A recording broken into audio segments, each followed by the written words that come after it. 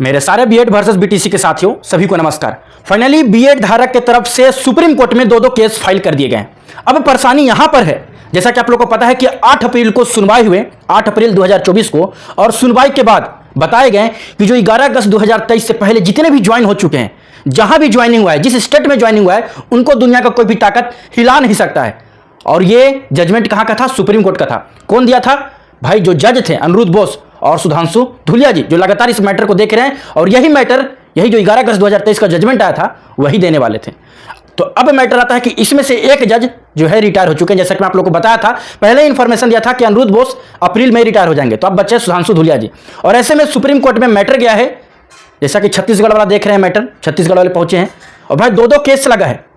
और कहीं ना कहीं बीएड धारक परेशान है कि भैया जो 11 अगस्त 2023 से पहले ज्वाइन हो चुके हैं, उनका तो बल्ले बल्ले है, उनको तो दुनिया का कोई भी ताकत नहीं हटा सकते हैं, जैसा कि आपने बताया था। पर जो 11 अगस्त 2023 के बाद ज्वाइन हुए हैं, उनका क्या कुछ हो सकते हैं? क्या उनको हटा दिया जाएगा? सारे बीएड धारक हट जाएंगे क्योंकि वो लोग जॉब कर रहे हैं, और ऐसे में हटाना क्या लगता है कि पॉसिबल है? तो जितने मेरे साथी हैं, जो लोग मेरे चैनल पर पहली बार आ रहे होंगे, प्लीज चैनल को जरूर सब्सक्राइब कर लीजिएगा, बेल आइकन प्रेस कर लीजिएगा, बीएड का आवाज बनने के लिए, बीएड को सपोर्ट करने के लिए। क्योंकि सारे बीएड धारक के लिए, और जितने बीएड धारक हैं उन सभी को परेशान किया जा रहा है, हताश किया जा रहा है, और कहीं भी बीएड धारक का गलती नहीं है। ऐसा क्यों मैं बोल रहा हूं? चलिए मैं सारा चीज बताने वाला हूं, और आखिर क्या कुछ होने वाले हैं सुप्रीम कोर्ट के सुनवाई में। इससे पहले मैं आप लोग को एक चीजें शेयर करने जा रहा हूं। आप लोग जैसा कि मेरे हाथ में देख रहे होंगे, यूपी टीजीटी पीजीटी का इंग्लिश का ये किताब है, और ये यूपी टीजीटी पीजीटी का संस्कृत का किताब है। ठीक है, ये किताब जितने भी यूपी में शिक्षक का तैयारी करते होंगे, तो भैया ये किताब आप लोग के लिए बहुत ज़्यादा महत्वपूर्ण है, क्योंकि इस किताब में 1000 से प्लस एमसीक्यू है। और दूसरा बात, ये जो लेटेस्ट सिलेबस और लेटेस्ट पैटर्न पे जिस तरह का आपका सवाल आने वाले हैं एग्जाम में, उसी को देखते हुए इस किताब को तैयार किया गया है। और इस किताब को पाना बहुत ही आसान है। अपने नजदीकी दुकान में जाइएगा, तुरंत मिल जाएंगे। अगर पता करिएगा स्पोर्ट्स पब्लिकेशन का किताब, तुरंत मिल जाएगा। अगर नहीं मिलते हैं तो आप अमेजोन से, फ्लिपकार्ट से भी ले सकते हैं, और मेरे वीडियो के डिस्क्रिप्शन में भी दिया गया, तो यहाँ से भी आसानी से परचेस कर सकते हैं। पर मैटर अब आता है कि भैया क्या होगा? क्या कोर्ट में जाने से कुछ हो सकते हैं? जैसा कि अभी सुनवाई हो रहे थे जबलपुर हाई कोर्ट में मध्य प्रदेश का, आप लोग जैसा कि देख रहे होंगे, लगातार 1.5 घंटा सुनवाई हुआ, और सुनवाई में कुछ निष्कर्ष नहीं निकला, मैटर बस पेंडिंग में चला गया। जैसा कि मैं आप लोग को सामने लगा दे रहा हूं, देख लीजिएगा।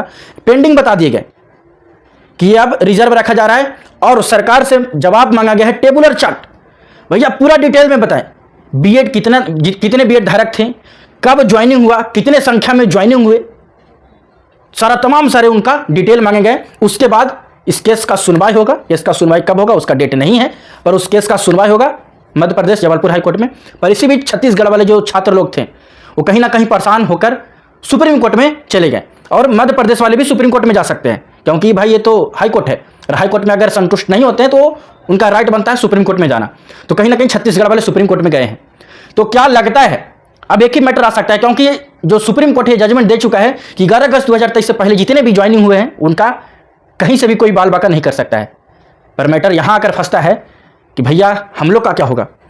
हम लोग का तो नोटिफिकेशन निकल गया था, हम लोग का तो भर्ती आ गया था, हम लोग तो एग्जाम भी दे दिए थे, उसके बाद जजमेंट आया 11 अगस्त 2023 का। अब हम लोग क्या करते? सारा प्रक्रिया तो हो गया था, बस खाली बचा था ज्वाइनिंग।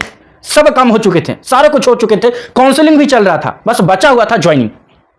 तो भैया 11 अगस्त 2023 का जजमेंट आ गया, ज्वाइनिंग बचा हुआ था, तो सरकार ने हम लोग को ज्वाइन करवा दिया। तो क्या ज्वाइन किए हुए छात्र हट सकते इतने आसानी से? तो इतना आसान तो नहीं है कि एक बोला जाता है कि आए बस हटा दिए, इतना आसान नहीं है। हाँ, अगर इस पर पहले एक्शन लिए जाते तो बीएड धारक को शामिल नहीं किया जाता, पर अब वो ज्वाइन हो चुके हैं, कहीं ना कहीं जॉब कर रहे हैं, तो उसको लेकर सुप्रीम कोर्ट में मैटर गया है। और सुप्रीम कोर्ट में क्या कुछ होते हैं उसको लेकर, तो भैया सुनवाई है, जिसका डायरी संख्या मैं बता देता हूं आप लोग को, 18/735/2024 छत्तीसगढ़ का मैटर है, सुप्रीम कोर्ट में लगा हुआ है। तो यहां पर अब एक मैटर हो सकते हैं कि जो 8 अप्रैल को जो जजमेंट आया था, 8 अप्रैल 2024 को जो जजमेंट आया था, अगर उसमें सुधांशु धुलिया जी बचे हुए हैं और जो अनिरुद्ध बोस है उनके जगह पे कोई और जज बैठेंगे, और ये दोनों मिलकर अगर डिसीजन लेते हैं, और अपना जो 8 अप्रैल 2024 को जो जजमेंट दिए हैं, अगर उसमें सुधार कर देते हैं कि नहीं, वो 11 अगस्त 2023 से पहले जितने भी बीएड कैंडिडेट ज्वाइन हुए उनका तो भाई शामिल है, वो तो जजमेंट में आ गया है।